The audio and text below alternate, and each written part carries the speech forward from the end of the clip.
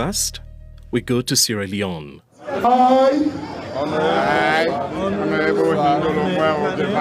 Haven't been elected a member of parliament. That's the sound of the country's newly elected MPs being sworn in on Thursday. There's a difference this year, though, because most opposition members refuse to take their seats. An allegiance to the Republic of Sierra Leone. The main opposition, APC Party, says it won't take part in government institutions in Sierra Leone on any level because of what it calls the fraudulent results of June's general elections. The standoff has led to tension in Sierra Leone, and the country's politics is as fractured as at any point in the 2 decades since the devastating 10-year civil war ended. Audrey Brown caught up with the journalist Umaru Fofanah in Freetown to learn more. Umaru Fofanah. Hey, Audrey Brown, good morning. Good morning. Friend of the program, friend of Focus on Africa, long time friend of Focus on Africa, and our voice in Sierra Leone. How is everything this morning? Not bad at all. So let's talk about the politics of Sierra Leone. Always interesting. Always interesting. There's definitely no dull moment in Sierra Leone politics. It's been like that for at least 15 years. Absolutely. Every week comes with its own drama. Yeah. So the drama this week is that Parliament opened on Thursday, but nobody from the APC took their seats because they had decided that they wanted to boycott, and so it was only SLPP people. So did it go off that way, or what happened? And why were the APC deciding that they didn't want to participate in the swearing-in ceremonies of the day? So yes, things did get underway. They got a new speaker. The ruling party elected its own executive members to see the affairs, of the party's legislative agenda for the next 5 years. And then there was a carnival atmosphere around Parliament. But the revelers were all members and supporters of the ruling SLPP who were clad in their green colors. We're used to seeing a mix of green and red, with red being the main opposition's own color. But that was absent yesterday. The supporters carried photos of especially some women MPs, and I think it's very important, Audrey, that the country's parliament now has its highest number of women representatives, very close to 30%.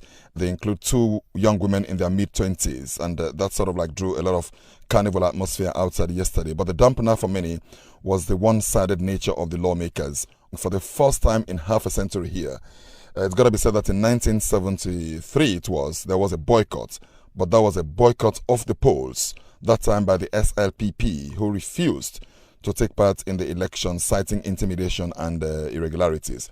So I suppose the APC this time around are talking about violence, intimidation, fraud, and so on, which people come to expect from opposition parties in various African countries. But this time the APC have said they will not take up their seats in Parliament. Detail for us why they feel so strongly about it, that they're quite prepared to, in some cases, I believe, some members, if they don't sit, they might be jeopardizing their pensions.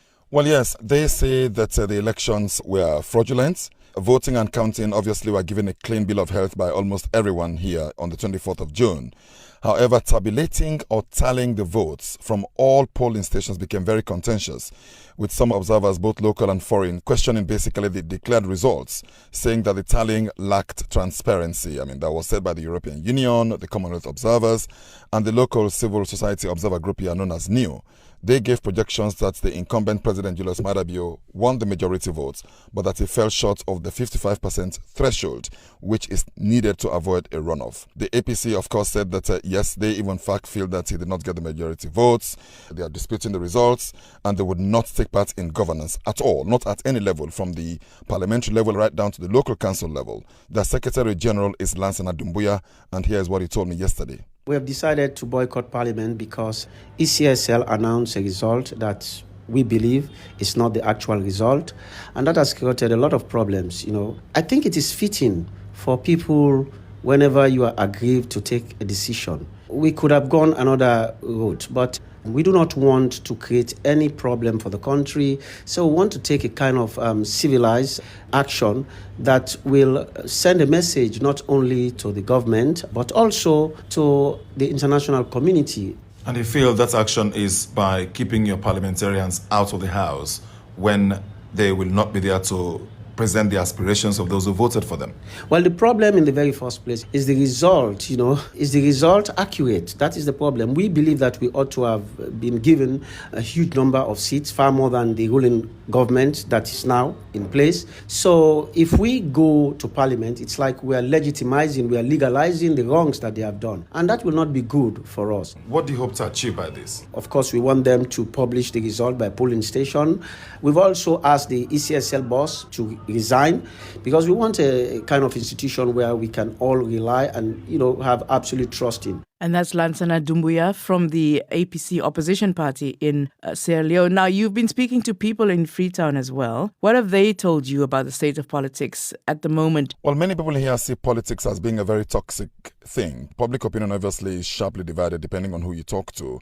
People fresh from voting for one side or the other, you can probably expect that. Generally, everybody here is still in the election trenches, so to speak. I mean, those supporting the government are referring to the APC party as sore losers and troublemakers, while APC are calling the SLPP as electoral fraudsters and bulldozers seeking to force their desires down the throats of their opponents. So you talk to people these days, they tell you obviously their preferences, but then they tell you about how toxic politics has become, particularly in the last 10 years. I mean, I haven't seen this much toxicity, if you like, in politics here ever since I've been a journalist for more than a quarter of a century. 5 of the last 15 years have been SLPP, and the earlier 10 years have been APC. The disagreements have continued almost every now and again. Okay, so if the APC stays away from Parliament and refuses to participate at all levels, what happens? How does legislation get passed? Or is the SLPP strong enough in Parliament to be able to push through things? Well, Audrey, it's got to be said that this is uncharted territory here, made more complicated by the fact that the elections for Parliament were done on a proportional representation or list system basis. There is a legal provision that prescribes that an MP must lose or forfeit their seat if they don't show up in Parliament for a certain number of sittings without valid reasons. But with the list system, it only means the party, in this case the APC, will keep sending new names of people who obviously won't take up their seats because their party says they must not. Then that can go on for years and the logjam will rumble on and on and on, Audrey. But the SLPP are confident that this will not disrupt their legislative agenda. Matthew Numa is the House Majority Leader. He spoke to me from a windy balcony in Parliament yesterday. We can talk to them if they come back to Parliament, and we'll tell them that, look, the interest of the state is about the governance structure. And the governance structure has to do with the democracy, by the people, and that has to do with the opposition and the ruling government. But let me state here categorically the Constitution. For normal legislation, for example, enactment of bill or amendment of constitutions, those who have taken oath and they have taken their seat in Parliament based on that provision, Section 63 of the Constitution, you will have to take oath. If you don't take oath, you are not a member of Parliament. So vote will be counted by the Speaker based on those who have taken oath. So meaning the opposition APC not being in Parliament will not affect, ratification of treaties, approval of nominees, and your budgets? Certainly so, it won't affect us at all. But how would it feel running Parliament, you being the House Majority Leader, virtually without the opposition seats being occupied? It's democracy. There is a liberty for freedom of movement in and out of the chamber. Even if they are run, they have the right to move in and out of chamber. But the fact remains that if you're representing people, it's onus upon you as elected member to come to Parliament and make critical decisions on behalf of your people. Matthew Numa from Sierra Leone's ruling SLPP speaking to Umaru Fofanah, was bringing my colleague Audrey Brown up to speed on the state of politics in Sierra Leone.